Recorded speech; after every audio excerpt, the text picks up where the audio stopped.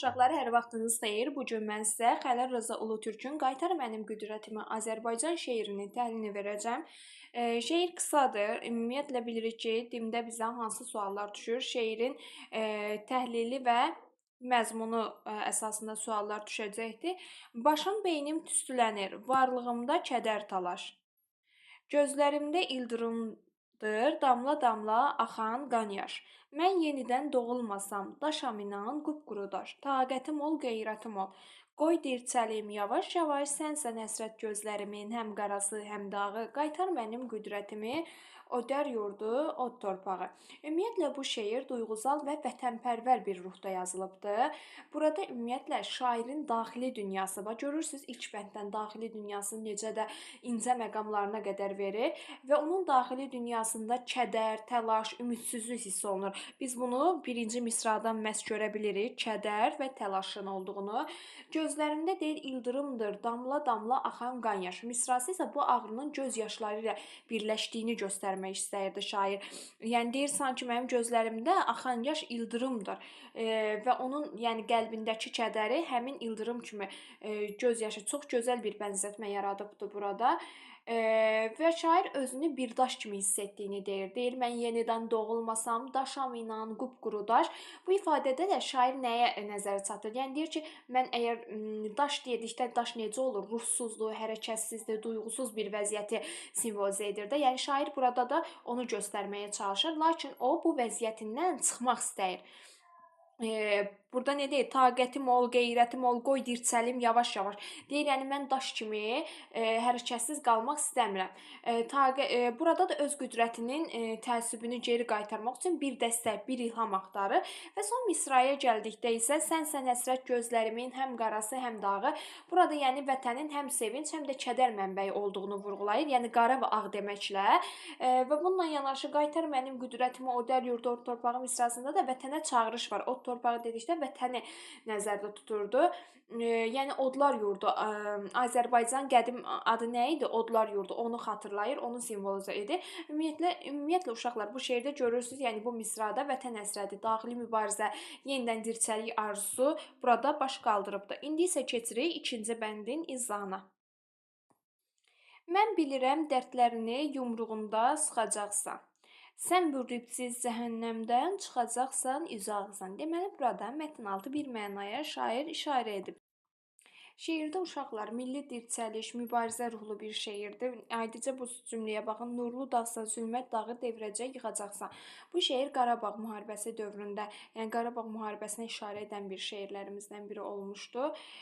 Və burada dipsiz boğazından yapışanı boğmalısan, boğacaqsan.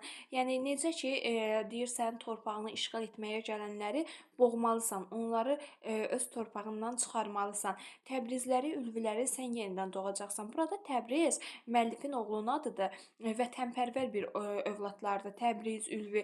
Yəni burada insan adları, vətənpərvər qəhrəmanlarımızın adları da çəkilir ki, burada deyir Təbrizləri, Ülviləri sən yenidən doğacaqsan. Öz vətnində doğacaqsan, istiqlalı, azadlığı.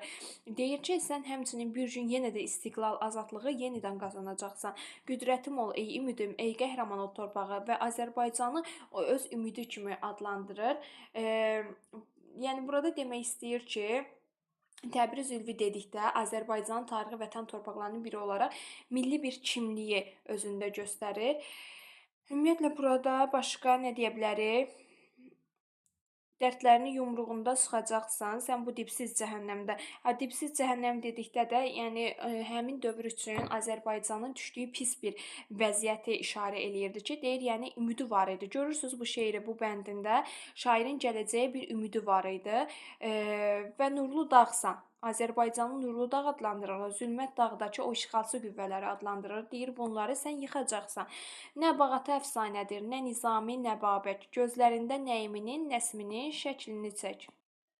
Həqiqəti dəfn eləmək istəyənlər gəbərəcək. Bağrı yanmış Qarabağım bir də qalxıb göyərəcək. Göyərəcək çiçək-çiçək, lalə-lələ, ləçək-ləçək. Gözlərimin çeşməsi ilə suvarıram o növrağı, növrağımsan, bayrağımsan, ödər yurdu o torpağı. Yəni bu mənası çox rahatdır. Ümid edirəm ki, elə özüm də oxuyanda siz başa düşdünüz. Burada nə demək istəyir? Şair keçmişin qəhrəmanları, xalqın mübariz tarixini yada salaraq Qarabağın yenidən dirçəlişinə olan inamını ifadə edir ki, bax Qarabağım göyərəcək deməklə, yəni Qarabağım bir də dirçələcək demək istəyirdi. Və beləliklə də Azərbaycan xalqının tarixi mübarizəsi, Qarabağın işğaldan sonra yenidən çiçəklənməyə, milli ruhun ölməzliyidir. Burada şair görürsüz, burada deyir bağ ata əfsanədir, nə Nizami, nə də Babək. Bunlar nə demək istəyirdi? Deyir, yəni bunlar yalnız əfsanə deyil, həqiqi tariximizin canlı simvoludur. Yəni bunlar tarixdə yaşayan real qəhrəmanlarımızdır. Yəni xalqın böyük şəxsiyyətlərini unutmamağı, yəni bunları deyir heç vaxt unutmayın ki, onlar bizim tariximizdə yaşayıbdı və onlara baxaraq gələcəyə güc almalarını istəyirdi. Daha sonra burada gözlərimdə Nəimini, Nəsmini, şəklini çək. Bəs burada şair nə demək istəyir? Şair oxucuya müraciət edərək Nəsimi və Nəimi kimi mübariz, inanc yolunda şəhid olan şairlərin yolunu tutmağa çağırır. Deyir, yəni Nəimi, Nəsimi kimi olun da, onların qələminin gücündən bir növ danışmaq istəyirdi. Bizdə düşə bilər hansı sənətkarların adı çəkilir? Nəimi, Nəsimi, hansı Nizaminin də adı deyə bilərsiniz. Babəki qəhrəman olaraq adı çəkilmişdi. Bağrı yanmış Qarabağın bir də qalxıb göyərəcək. Qarabağ işğaldan azad olduqdan sonra onun yenidən çiçəklənəcəyinə ümid vardı. Göyərəcək, çiçək, lalə, ləçək. Bəs burada nə demək istəyir? Burada görürsünüz, şair bir növ təkrarlara yer veribdi və bu təkrarlara yer verməklə ümid hissini gücləndirir ki, Qarabağ yenidən gül açacağı, çiçəklənməsi təsvir edilir. Deyir ki, daha sonra mən o növrağı gözümlə sulayıram. Növraq təravətli, yeni açılan bir şey deməkdir. Növrağımsan, bayrağımsan. Yəni burada nə demək istəyir? Bayrağım Qarabağ Azərbaycan bayrağının axı bir parçasıdır. O də yurdu o torpaqda deyəndə qədim Azərbaycanı xatırlayırdı. Burada həqiqəti dəfn eləmək istəyənlər gəbərəcək. Burada bəs nə demək istəyir? Deyir ki, yəni burada düşmənlərə, ədalətsizlərə qarşı sərt bir münasibət var da. Deyir kim ki həqiqəti necə ki deyirdilər, torpaq bizim torpaqdır. Deyir, yəni bu həqiqəti dəfn eləmək istəyənlər, yalan danışanlar da bir növ gəbərəcəklər. Şair göz yaşlarıyla öz göz yaşlarını nəyə bənzədirdi? Çeşməyə bənzədir. Deyir, mən öz gözlərimin yaşı ilə çeşmədir də, yəni suvarıram o növrağı. Yəni nədir? O gül çiçək açılacaqdır və mənim göz yaşımın suları ilə açılacaqdır. Çox gözəl burada bənzətmə işlədibdi və çox xırdalıqlara qədər gedib çıxıbdı. İndi keçirik növbəti bəndə. Ballı qaya ərim gəldi, Xaçın Dərbənd cıdır düzü. Xəzinəmdir yerin altı, saf aynamdır göyün üzü. Burada şair nə demək istəyibdi? Ballı qaya ərim gəldi, Xaçın Dərbənd və cıdır düzü deməklə bunlar Qarabağın tarixi coğrafi məkanlarıdır. Bax Qarabağda yerləşən yer adlarıdır. Və beləliklə həm də xalqın yaddaşında dərin iz buraxmış müqəddəs bir torpaq kimi. Burada hansı torpaqların adı çəkilibdi? Ərim gəldi, Xaçın Dərbənd, cıdır düzü.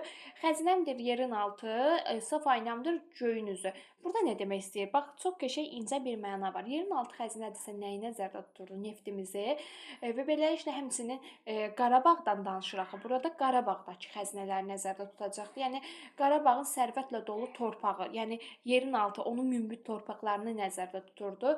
Gözəl bir məkana çevrildiyini deyirdi. Daha sonra o çöllərdə Təbrizimin ən hənirə əyaq izi. Təbrizi şairin oğlunun adı idi. Deyir, yəni bu torpaqların hamısında mənim Təbrizimin əyaq izi var idi. Qoy bürüsün Qarabağı, gül sərçisi, gül dənizi.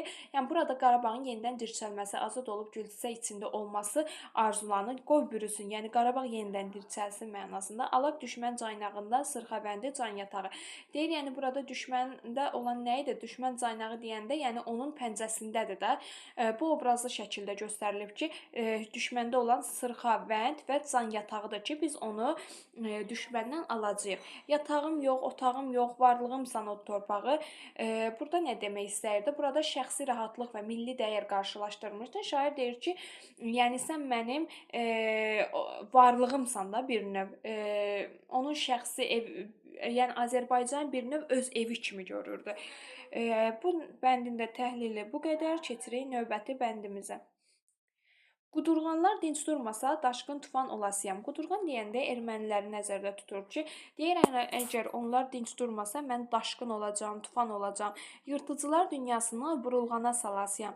Nakam gedən mərdlərimin qisasını alacağam. Yəni arzularına yetməmiş mərdlərimiz var ki, deyir mən onların qisasını da alacağam. Ölsəm belə bu aləmə mən yenidən gələcəyəm. Deyir mən ölsəm yenə də mən gələcəm. Burada da bir məcazlı var. Yəni deyir ki, mərdlərin ardı arası kəsilmir də. Bir mərd ölsə də 1000 mərd yenidən doğulacaqdı. Buna işarə eləyirdi. Anaların gözlərindən qanlı yaşı siləsiyəm. Bu onların arzusudur. İnan mənə, əbədisən ey bəşərin haqq bayrağı. Batan çıxan günəşimsən odan yurda o torpağa. Yəni Azərbaycanı bir günəşə bənzədirdi. Ürəklərdən alov qalxır, can daşaltı, can Xocalı. Burada yer adlarının adı var. Deməli hansıların adı var idi? Daşaltı ilə Xocalının adını çəkirdi. Pulemyotlar, toplar coşdu, sovrul göyə yan Xocalı. Burada artıq müharibənin gedişini təsvir edibdi. Dağın daşın başdan başa qan dənizi, qan Xocalı. Qan dənizi dedikdə nəyi nəzərdə tuturdu? Orada vuruş da əsgərlərin qanını bir növ göstərmək istəyirdi ki, gör nə qədər şəhidimiz olubdu. O dəhşəti, o vəhşəti min illərlə an Xocalı deyir. Ey Xocalı. Xocalıda bədii xitab var ki, Xocalıya müraciət eləyir ki, o vəhşəti min illərlə an. Yəni unutma sən o anı bir anda. Şəlalələr qana döndü, qan yaş gördüm hər bulağı. Boynu küçük bənövşəni kimlər qırdı o torpağı. Burada da bədii sual var. Qaranlıqda oğru kimi yurda gecə girdi onlar. Yəni onlar erməni oğruya bənzədir. Ulduzları güllələyib göydən yerə sərdi onlar. Beşiklərdə tər qönçəni ilk nübarı dərdi onlar. Yəni beşiklərdəki deyir təzə doğulmuş uşaqları dərdilər. Çocuklara əmzik deyil, od lüləsi verdi onlar. Yəni əmzik yerinə deyir onların ağzına od lüləsi verdilər. Onları öldürdülər. İsti külə döndərdilər. Bar üstündə min budağı. Unutmazsan o alçağı, o dər yurdu, o torpağı. Yəni bir növ Azərbaycandan, vətəndən müraciət eləyərək deyir ki, sən o anı bir anda olsun unutma. Təkcə deməli vətəninlə yanaşı Xocalıya da müraciət eləyirdi. Yadda saxla qoca tarix, mən türk oğlu ulu türkəm. Burada deməli tarixə müraciət var, gördüyünüz kimi qoca tarix deməklə və özünü nə adlandırır? Türk oğlu ulu türk adlandırır. Əhrimənlər qarşısında sanma çökən boyun bükəm. Əhrimən burada düşməndir, deyir onların qarşısında heç vaxt mən diz çökməyəm. Bircə kişi qalsam belə güman etmə yalqız təkəm. Bax, şair burada deyir ki, bir dənə kişi olsam belə mən heç bir zaman tək deyiləm. Mən dünənəm, mən bu günəm, gələcəyəm, yerəm, göyəm. Şair özünü dünən, bu gün, gələcək adlandırırdı. Həzrət Əli Qılıncıyam. Baxın, burada dini şəxsiyyətlərdən kimin adı çəkilib? Həzrəti Əlinin adı çəkilibdi. Oddan gərək bir qıncıyam. Kəsib keçəm xəyanəti, cinayəti, alçaqlığı. Deyir Həzrəti Əli Qılıncı kimiyəm və mən gərək oddan qıncıyam ki, beləliklə də xəyanət, cinayətin, alçaqlığın hamısını kəsəm. Eşqi Müslüm Cəlalımsan, o dər torpu, o torpağı. Əhrimənlər yuvasını darmadağın edəcəksən. Qalxıb sabah ayamarsa ulduzlara yetəcəksən. Və burada gələcək ümid var. İnanır ki, bunu edəcək. Həqiqətən o ümidlər real oldu. Qalxıb sabah ayamarsa ulduzlara yetəcəksən. 6 milyard insanlığam, qarı düşmən sən tək. Burada 6 milyard insanlığam. Deyir mən bir tək adam 6 milyard insanlığa bərabərəm. Qarı düşmən, düşməni qarı düşmən. Sən tək adlandırır. Zəhər saçan bir əfsən. Düşməni ilana bənzədir. Tor qoran bir hörümçəksən. Təpiyimin altınca gəbərəcək öləcəksən, təpərrikim tutuyam bil Qarabağı, yüksək günəş mövqeyinə o dər yurda o torpağı. Baxaq burada hansılara müraciət var? Burada bir dənə qoca tarixə gördük ki, müraciət var. Başqa müraciət gördükmü? O dər yurda o torpağına müraciəti var idi. Yer adlarından nələrin adı çəkildi? Əhrimən gəldi, Xaçın, Dərbənd, Çıdır düzü. Daha sonra burada ermənidən alacaqdı, Sırxavəndi can yatağını alacağını deyirdi. Daha sonra burada şəxsiyyətlərimizdən Nizaminin, Bağata, Babək, Nəyimi, Nəsiminin adı çəkildiyini gördük. Və təlinə görə əsər ecə vəznində yazılıbdır. Şeir vahidi gördüyümüz kimi bənddir. Bütünlükdə altılıq və yeddilik şəklindədir. Baxın nəyə görə altılıq, yeddilik deyirik? Bu yeddilikdir, bu da yeddilikdir. Amma bu altılıqdır, bu yeddilikdir. Yəni həm 6, həm yeddilikdir. 7 və 6 misradan ibarətdir. Şeir satirik deyildi, yadınızda qalsın. Qarabağ uğrunda şəhid olanların qisasını almağa çağırış əks olunub. Deyir mən qisası alacağam. Qarabağ faciəsinin dəhşətlərini unutmamaq tövsiyə olunur. Hətta Xocalıya, o dər torpağına müraciət eləyir, deyir bunu unutmayın. Müstəqilliyimiz, azadlığımızın qəsdində duranlara nifrət ifadə olunmuşdu. Mübarizəyə, döyüşə çağırış var, qələbəyə inam var idi. O dər yurda o torpağı deyə Azərbaycana müraciət olunur. Müəllif öz Rzaoğlu'nun Təbrizin adını çəkir. İnanır ki, Təbrizlər, Ülvilər yenidən doğulacaq. Lirik qəhrəman inanır ki, vaxtsız gedən mərdlərin qisası alınacaq. Əsərdə istiqlal, azadlığa çağırış var idi. Sonuncu misra eyni ilə bütün bəndlər eyni deyil. Misra eyni ilə bütün bəndlərdə eyni deyil. Bax, burada var ya, yüksəl günəş mövqeyinə odar yurdu, o torpağı. Yəni bunlar deyir ki, eyni deyil də son misralar. Lirik qəhrəman xeyrin şər üzərinə qələbəsinə inanırdı. Tək bir nəfər qalsa belə yalnız olmadığını qeyd edirdi. Deyir 6 milyardlıq mən insanım. Özünə Həzrət Əlinin qılıncına bənzədirdi. Yerin altında Azərbaycan xəzinəsi olması fikrini səsləndirir. Həqiqəti məhv etmək istəyənlər gec-tez özlərinin məhv olacağını ifadə edirdi. Lirik qəhrəman günəş mövqeyinə yüksəlmək istəyirdi. Çətin gündür. Deyir çətin gün deyil, amma bu gündən üzə ağ çıxacağına bir inan var idi. Həmçinin inanır ki, bayrağımız əbədi olacaq. Əsərdə Sovet xalqı acılar yaşatmasının təsviri verilmirdi. Sovetdən danışmırdı.